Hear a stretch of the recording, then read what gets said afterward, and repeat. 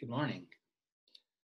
I'm R. Michael Fisher, director and founder of the Fearology Institute, which started this program in July 2018.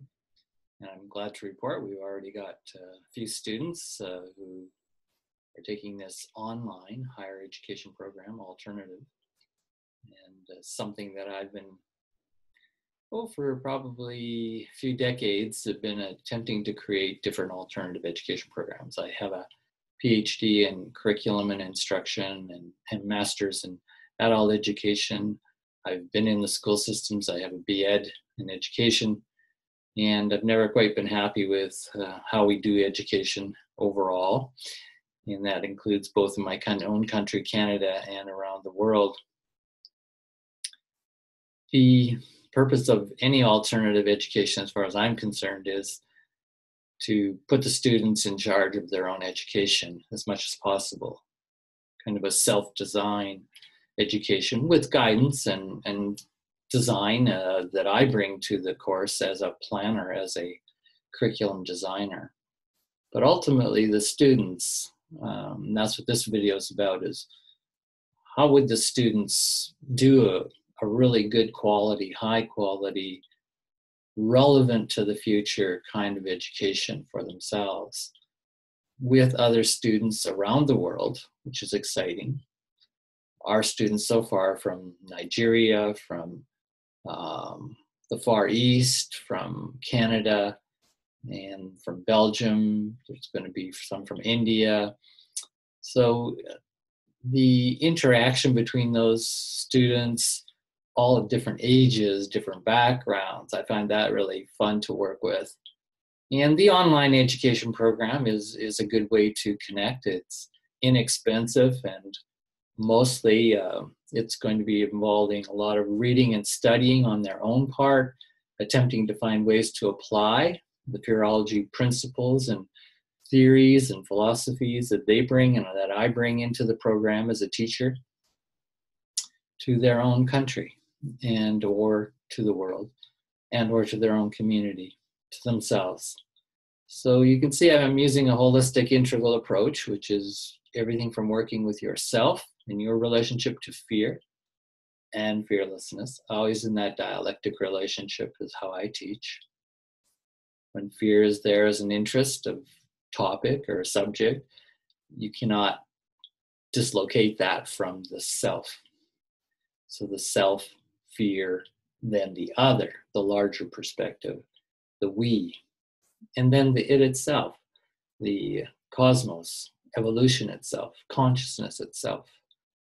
And we could go as high as you want on that macro scale. So that's the kind of program. It's a holistic education program with an integral perspective. And I've used the work of Ken Wilber, an integral philosopher, often, and other integralists, to bring this curriculum into probably the most comprehensive, I would say, and I'm confident to say, program on studying fear.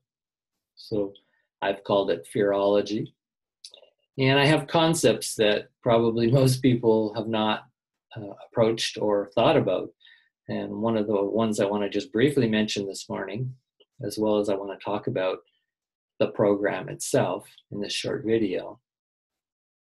The concept I bring forward that I think is one of the more exciting ones is the notion of fearuality.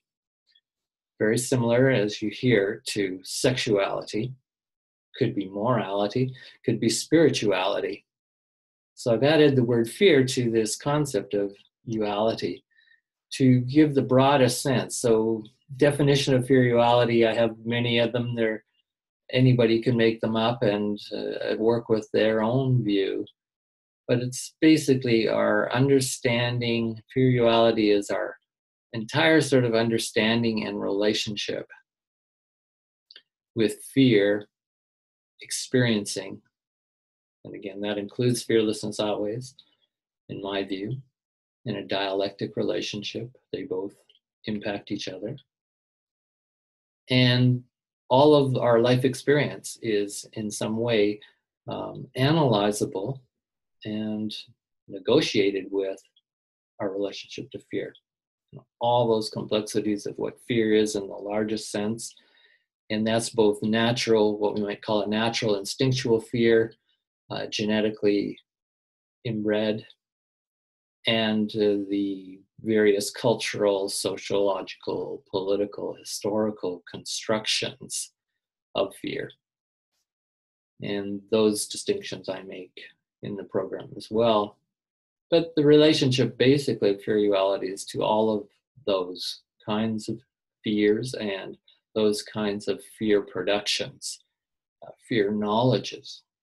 That's where I really like to give a lot of attention for the students, is to not focus so much on fears in their studies, though they're important. They're the sort of concrete expression, right? Fears of failure, fears of this and that. But the really interesting work that I think goes where other programs don't go, and certainly don't in education period, is to talk about fear knowledge. Can you imagine in grade 5 or 6, someone in your school said, okay, we're going to now have our study of fearuality. Yeah, you got to kind of pause there, and you got to kind of smile or go into despair that we have not got that kind of education in schools. Very minimalist education on the fear problems that we all are facing, that humanity is facing today in ever increasing intensity. So we need a better fear education, a fear management education overall, which is what I've argued all along. The Fearology students that come into the program, I offer them to explore not only their own fearuality of the world, how we do development of our fearuality, how we do education that leads to the development of our fearuality, so that we can be advancing continually into the most mature and the most knowledgeable, most intelligent fearuality. Just like if I said morality, it requires development, it requires theory, education, philosophy, teaching, learning, and in constant exchanging with each other, and then practicing. How do you practice fearuality? How do you practice fearology? So these are just beginnings of expanding our imaginary of what fear is and our relationship to it. As I say, it's always the self related to fear, the we related to fear, and the larger it, the cosmos and nature, evolution, consciousness, and how it is related to fear. Okay, so I want to take a moment. If I was a student in the Fearology Institute, how would I want to be welcomed? How would I want to learn? How would I want to be treated? I want to just give you a little bit of my vision for that.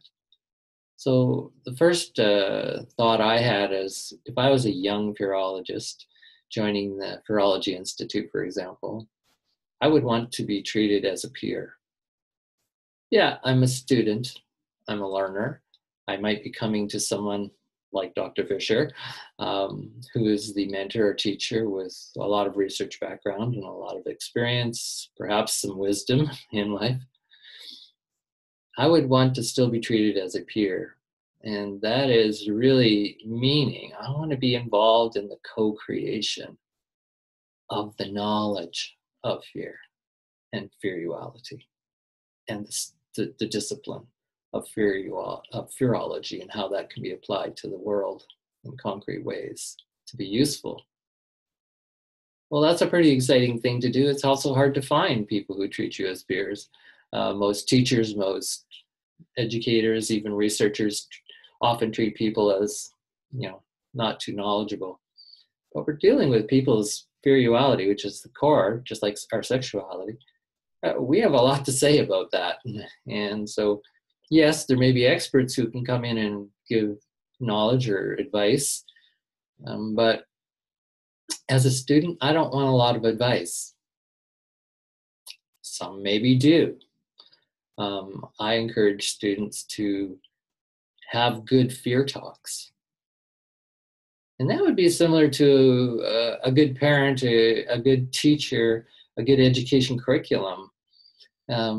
where we have good fear talks, we have good sex talks, we have good spirituality talks, we have good morality talks. So that's kind of the drift of why and how I want to frame fear in a very different way than always trying to solve a problem. The fear problem. Well, I do make a big deal of the fear problem, and other authors and researchers have as well. However, fear is much bigger than a problem. It is a core part of our being and many organisms, as I've argued in some of the other videos of just how long and how important fear has been part of the universe and its expansion. The other thing I want as a student, beyond being treated as a peer, who means really a co-researcher, a co-founder, a co-creator, and a creative original thinker, is that the fearology I want to learn is something that is not all fixed and finished, right? So that's the whole idea of being a co-creator. Is I'm not coming to teach a topic that we already know what it all is, and now I just have to memorize it and I'll get it done, then I'll be a fearologist and I'll go out in the world and do my thing and perhaps be successful, perhaps not. This is the beauty, I think, of being a student in the Fearology Institute, is we're all learning, we're all growing, we're all in process, we're all in progress. And at times, perhaps we're in regress where we're not sure, we're not so clear, or we actually go through times of transformative transitions and crisis even. I argue that from a transformative learning perspective, which has been well researched, is that students ought to go through some kind of learning crisis, some kind of existential crisis, spiritual crisis, knowledge crisis, fearuality crisis. That's not negative. That's not meant to be, oh, that's scary, and oh, that's bad, and oh, that's out of control. If we're really learning something new about how to develop our fearuality, which hardly anyone has taught us how to do that, it's hard to find even the knowledge base for that. As a student, I want to be able to really go through honestly, sincerely, authentically, in an existential way, the real development of my own fearuality in relationship with others going through the same process, including Dr. Fisher, who is still in his own development of his fearuality. So that kind of transformative framework is, again, not found in most higher education or regular public schooling education programs and or in society, period. One of the things that if you notice that, and I noticed a lot because I study this all the time, is if you look at how fear talks are carried out, go on the internet, look in books on fear and so on, they're so moralistic, number one. They are so psychological, number two. And number three, they're so prescriptive. It's like, it's almost impossible to read something. In other words, to enter a fear dialogue, a fear talk with an author or a teacher or a peer or someone you don't know, without it quickly going down to what's the problem and what's the advice for curing the problem. I think that's a very narrow, restrictive, reductionistic, unhealthy way to understand one's fearuality. If we were to do the same thing with sexuality and explore it and inquire into it as an education, as a learning, always focusing on the problem and here's the advice, it's really hard to have a rich field of study of sexuality. And fearuality, in the analogy that I use, using that approach. And I think it is not a good educational approach. And so fundamentally, again, that's my background as a curriculum designer and educator. I'm very critical of how we teach about fear and education about fear, how we create knowledges about fear, how we use those knowledges, and how we are not very innovative for the most part in creating new knowledges about fear. Welcome to the world of the Fearology Institute, attempting to correct all of those shortcomings that exist in the world and in our education in general, and in higher education especially. So the Fearology Institute is for 16-year-olds and above. No real discrimination other than you have to speak English and write in English and communicate in English pretty well. Sorry, that's just my background. That's my limitation I bring to the program. There are various courses that you'll take. There's 4 foundational courses. The first one is, first course that I want all students to take is Expanding Your Fear Imaginary. And that's kind of a lot of what I've already been talking about, how to really create an expanded view of fear in our relationship to fear, fearuality. So we get a good expansion for the discipline of fearology and how to apply it. And the second course, I think, is on the path of fearlessness. There's another course on fear analysis, which is something I've designed and created, and it's the analytical side. And then there's a practicum. The whole course is you going out as a student and applying it and finding supervisors, just like social work or psychology or many programs.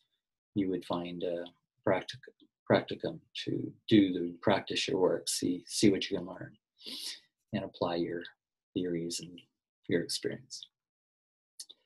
The other thing I want to say about the program in this short video, again, one could go on, and we have a course, a handbook. I have if you email me or find me on the internet, the Fearology Institute, I can send you a program brochure which outlines fine details of the whole program.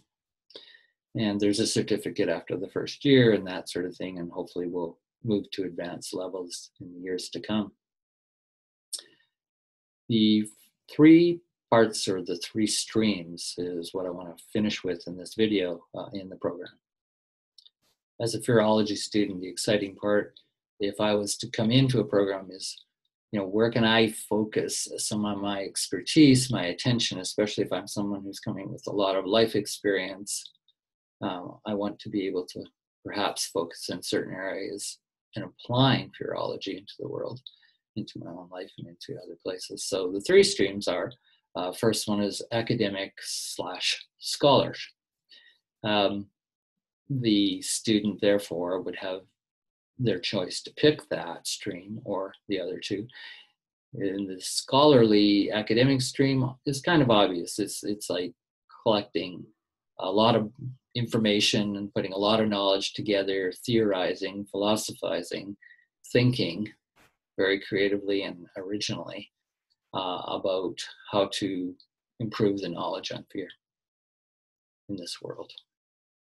And that would be very rigorous for those who move down that stream. They may have the intention to become a professor someday. They may have the intention to work in various agencies, but would have this kind of scholarly academic background and interest. You don't have to have a master's and you don't have to have a PhD to do the scholarly stream in the Fearology Institute. If you have some of those backgrounds, that'd be good, but that's part of my job, is to help guide you to be a good scholar. And I don't think you need to have a master's degree or PhD to do that. There's other ways and there's other skills you can learn. And you can also hang out with those people too, academics. And there's lots of literature in academia. I won't say any more about that stream. The second stream is the professional stream, and the professional stream is you might want to apply Fearology to a profession that you are moving into. Like perhaps it's social work, perhaps it's being a clinical psychologist, a psychiatrist, it could be a lawyer, it could be any other profession, health profession. Educator. That's, again, pretty straightforward. You're attempting to take from the Fearology Institute what you're learning in the profession that you're studying or want to study, and you're streamlining those together to build a really good repertoire of tools and skills and knowledge to bring to that profession. Well, that would be great. I'd love to see a lot more doctors, teachers, professions of all kinds being much more fearologically intelligent. Then the last stream, and doesn't mean that there won't be more streams that we invent or create at the Institute, but the last stream is popular education and activism stream. And these are really, this is the location, the site of learning that takes place outside official institutions, takes place on the streets, inside refugee centers. It takes place in NGOs, in various kinds of street performances, arts, etc. And that's very exciting because you reach a lot of people, and a lot of it's very grassroots applications of fearology to, again, working with developing the fearuality of all humans, all these streams, and at the same time working within a discipline which is really transdisciplinary, as I've said in other videos, of what fearology can bring. That's about it for today in this short video. Thanks for listening, and stay tuned to the happenings at the Fearology Institute, and I welcome you to join me and join the other students in a pretty provocative, radical, and hopefully really useful program. Good day.